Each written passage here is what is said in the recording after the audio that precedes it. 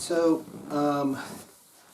it's been a week since I was in surgery, and I was going to give you guys kind of an update about not just my health, my mental health, and all that, but I kind of wanted to look at what the next year is going to look like for me, for this channel, for you guys, everything. So, just to kind of give you an overview so you know where to skip ahead to, we're going to talk about recovery, my plans for travel, restarting this channel, redoing it, finances, you know, talking to ukes and stuff like that and other teachers. Yeah, talking to experts on various relevant subjects, watchfire plans, and a little bit about myself, which, you know, we'll come back to. So, yeah, let's go ahead and talk about where I am with recovery. So, as you can see, I'm not wearing a knee brace right now. I'm not all wrapped up. I don't, you know, I've got these big ass band-aids. I guess maybe you guys can't see that because the camera's posted a little bit high. But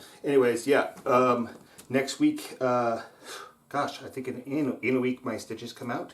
And I actually already know that at the moment my sutures, my incisions are actually healing very well because I was in the ER night before last, because I've got sore throat, ear pain, stuff like that. I've been incredibly, ridiculously fatigued for the last week.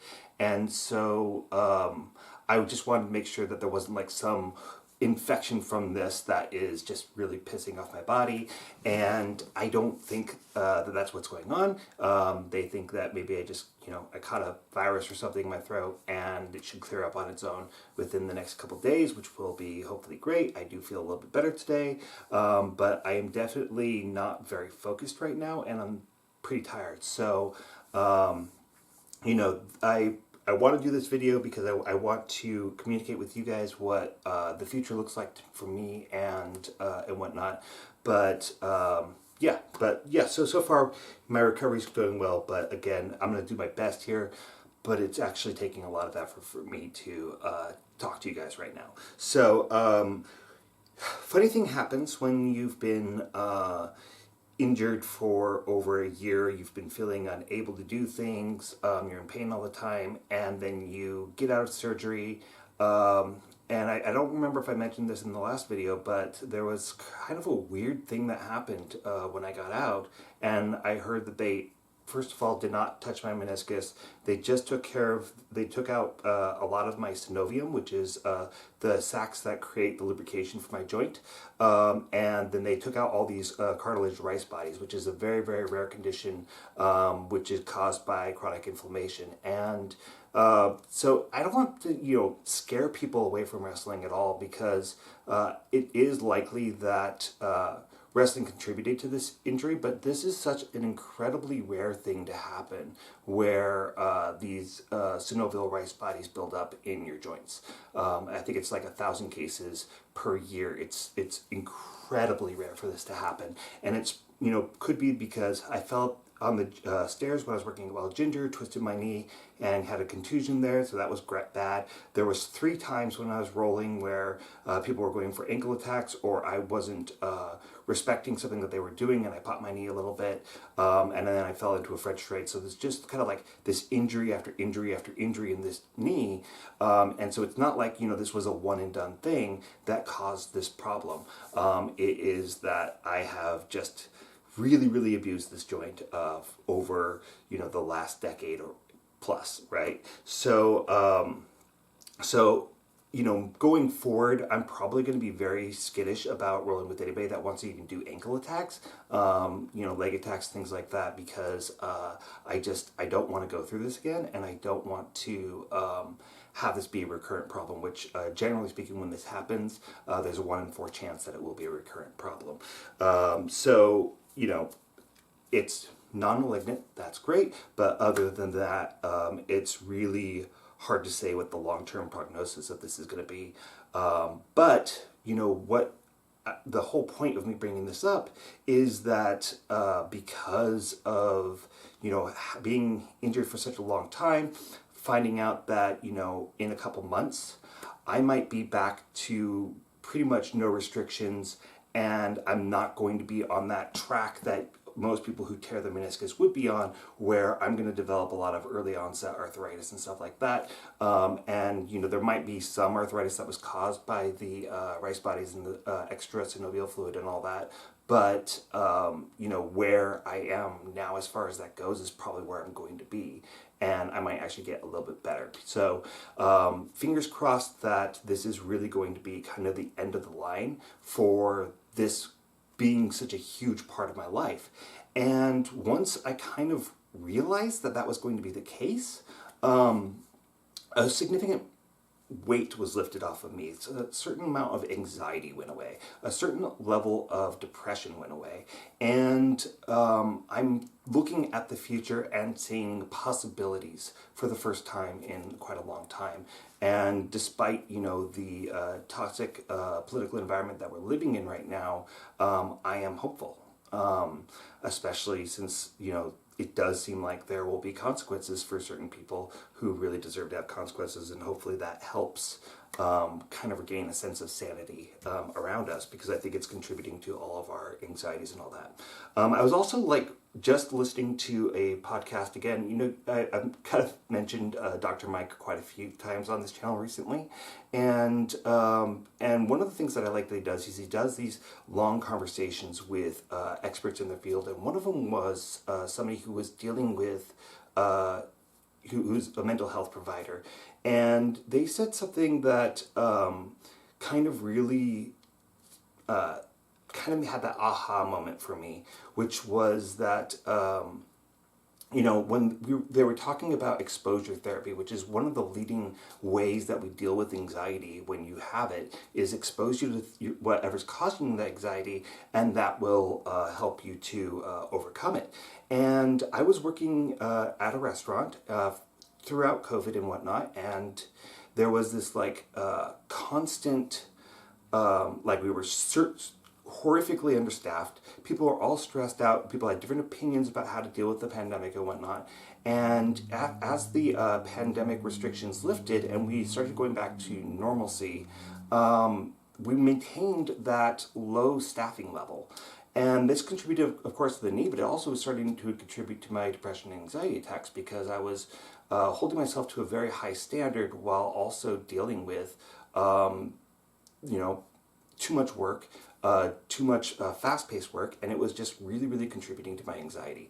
And, I was being told by my psychologist at the time that, the way that we deal with this is exposure. Well, exposure is what was causing the problem. And I kind of liken it to this now, which is that if somebody's in a relationship where with a family member or with a lover, or a sexual partner or something like that, and that person is abusive to them, and they're having anxiety and depression and all these responses because of the abuse that they're going through, would you tell them that the solution to that is exposure? No. And so I was in a very abusive relationship with my employment. And it was the same thing with my employment as a personal trainer as well, where, I was dealing with, people who didn't want to talk to me because I was trying to do floor pulls and they didn't want to be sold to. And I don't know what my future as a personal trainer is going to be, because here in Tacoma, the rents for the average space that would be, the right size and the right fit for a personal training studio would be around $5,000 to $7,000 a month. And when I do the math on that, I would be working about 30 to 40 hours a week just to cover the rent. And unless I charged, super premium rates for my clients. And for me, it's really important to me that the people that especially personal training is not a luxury item, because it's not usually the people who are financially well off that actually need the most help. And so, there's group training, that's a way around that a little bit, but, it just starts to add up to a lot of time investment, a lot of financial investment for very little reward, and I don't know how to make that financially viable, which is part of the reason why I'm making this particular video, because I want to talk to you guys. I want to, have people's input on this particularly because, and so I'm going to actually make sure that the email for this channel is in the description of this video, so that if you guys want to give me feedback, ideas, things like that, to the topics that I'm discussing in this video, that you can do that through email, so it's just not this like free-for-all crazy comment section thing that sometimes social media and YouTube tends to be. But I also invite it to happen in, you know, the Facebook group, which, you know, please be active there, be contributors, guys. I really appreciate when people do contribute, even, you know, when I have given feedback in the past or given my views. I feel like that has maybe discouraged some people from contributing more, and I apologize for that. That's wasn't really my goal. So I want to make sure that, you know, moving forward, that we have more of a sense of community, more people being open about their experiences, their struggles, questions that they might have moving forward. And that brings me on to kind of this next section, which actually is the two things here, which is going to be that I am planning on traveling more in the next year, starting in the fall. And where I'm going, I don't know. I know that there are some people that I want to meet down in Brazil. And I do want to address the comment that was on my previous video about me doing more videos of me actually wrestling on this channel. I want to say that that's probably not going to happen.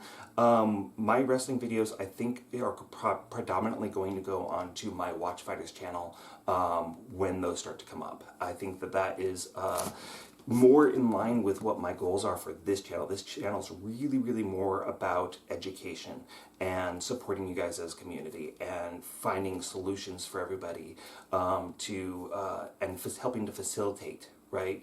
Getting people more matches, getting people more quality time, helping you guys fall in love with the sport more. That's really my goal for this channel. So you know, this travel that I'm going to be doing, you know, things that are going to make me want to come travel to you. And this goes into the next kind of bullet point, which is, you know, redoing the channel here, is that I want to make sure that there's more education. I want to start over with the channel, and start with new playlists, doing things that are with a partner, because when I did the original playlists, right, we were in quarantine at the time, and I really wanted to give you guys something to work with that you could do on your own. But now that we are not in that situation anymore, we're meeting up with people more, I want to give you guys things that are demonstrated in a way that you can understand the application of the techniques better, that you know, we can also get a little bit more diversity in this. And I don't necessarily always want to be the teacher in the upcoming videos. I really, when it comes to other styles that are out there, whether it's collegiate styles or something else that really interests you guys, I want to give you guys more voice. So it would be great for me if people reached out and said, hey, I want to teach on this subject, will you come out and do it? And I will be your student, and we'll film it, we'll put it on the channel, because it will benefit everybody. That's going to be the same thing for if if you're somebody who's been training with the videos that I've put onto this, you have questions about that and you want me to come out and you want me to answer those questions in person, that might be something that I might be interested in doing. So we could roll a little bit, I can give you feedback, and also we can teach on the subjects that you are struggling with, so that you can develop better as wrestlers. So I do have some financial ability to do that, but if I go hog wild with all this, I travel all over the place and go crazy with it, that's not going to be financially sustainable. And so my thoughts on this, you know, there's always that question of, you know, what do I look for in employment? And when I'm at this place right now, where I'm not sure what the next step is, so I don't know about employment versus self-employment. So how do I make this financially viable for everybody, and make it sustainable in the long run? And so part of it is me thinking that, you know, my match content might be pay-per-view on Watchfighters. When that comes up, that might be a good way for me to address that. When it comes to this channel and whatnot, I want to keep it free. I want to make sure that everybody always has access to it, so that it can continue to be a positive resource for you guys. So what that might mean is I might have to start a Patreon or something like that, so that people who want to support this channel can do that. And I would love to hear you guys' thoughts on that. And hopefully that doesn't seem like it's asking too much.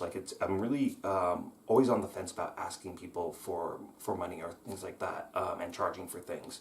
And so I really need to know what's going to benefit you guys the most, and is also going to allow for this to be an ongoing positive project that benefits everybody that watches it. So yeah, so I've covered talking about ukes, teachers, people who want to work on their techniques, technical help, and all that type of stuff. So and the other types of people that I would love to do, and we can do this, figure out how to do recorded video to video chats and stuff like that. But one of the people who watches this channel has mentioned that he is a doctor and he would be interested in being a contributor. And I would love to do like podcasts or things like that on this channel that, talking about things that might be relevant to people who are wrestling, things that you guys might be struggling with. And talking to me directly, again, send me an email if you have questions with things. Post them to the Telegram group, post them to the Facebook group. If I don't have the answers, maybe there's somebody else in the community that does. So I really want to get a lot more community engagement going. So doing podcasts where I talk with other people who are experts in various areas that are wrestling related, right? So, I want to address these couch talks a little bit. So I'm going to do that really quick. In that, in the last year, this has dominated this channel, and I don't like that it has. But what I've tried to do with these couch talks is really try to talk about things which are either gay issues or wrestling issues or nutrition or fitness, things that are actually going to help you develop as wrestlers in a positive way. And I know that you guys want me to get back to showing techniques and whatnot, and hopefully by mid to late August, when I've got no more restrictions on what I can do with my knee, we will migrate back towards that. So that is my hope for what the future is going to hold as far as what kind of content is on here. But I think that having discussions that are scientifically rooted in fact, that are hopefully going to be helpful for you guys, will be a good use of watch time hours on this channel. So it's really, really about what's going to benefit you. And the more feedback that you guys give me, the more that you talk to me about your needs, the more that I have guidance as far as what I can do to help you. So, I mentioned the Watch Fighters channel, that any type of actual live rolls and stuff like that, that's probably going to end up on the Watch Fighters channel. And it's going to be a mix of things. And I do kind of want to address something like that, since I am talking about, I just did a video on how to meet up with people on Meat Fighters and utilize that to the best of your ability. And I also wanted to kind of address a bit of an elephant in the room that came up with that particular video, was that somebody had, and I'm not even sure if it's from the video, but somebody had reached out to me to be a judge in a cyber oil wrestling fantasy match. And they were really offended when I responded that I wouldn't know what to do with that. And the reality is that I am a trained BJJ athlete. I have a blue belt. I was very close to getting my purple belt before COVID and the injury and all that. And it's really, really halted my progress. But that's really the background that I come out of. When it comes to cyber, I don't engage in cyber wrestling. I'm not saying that there's anything wrong with it, but when it comes to cyber and staged pro wrestling and things like that, those are outside of my purview. They're outside of what I do, and so it's not the type of thing that I would know how to handle. So, please be respectful in the sense that you need to understand that there are going to be certain types of projects that are just going to interest me more. There are people that are going to interest me more, and sometimes, if you reach out to me, I might not be interested in meeting up with you. Nobody is obligated to come out and roll with you or anything like that. So, you know, really do try to take no as a valid response. And, you know, it's not that there's something necessarily wrong with you, but it just our interests aren't aligning. So, and this kind of goes into this next section here, which could be a completely different video, but I also just really wanted to, you know, reintroduce myself to you guys. And it's been on my mind for the last couple days. In fact, you know what? I am going to do this in a separate video, so let's go ahead and do that.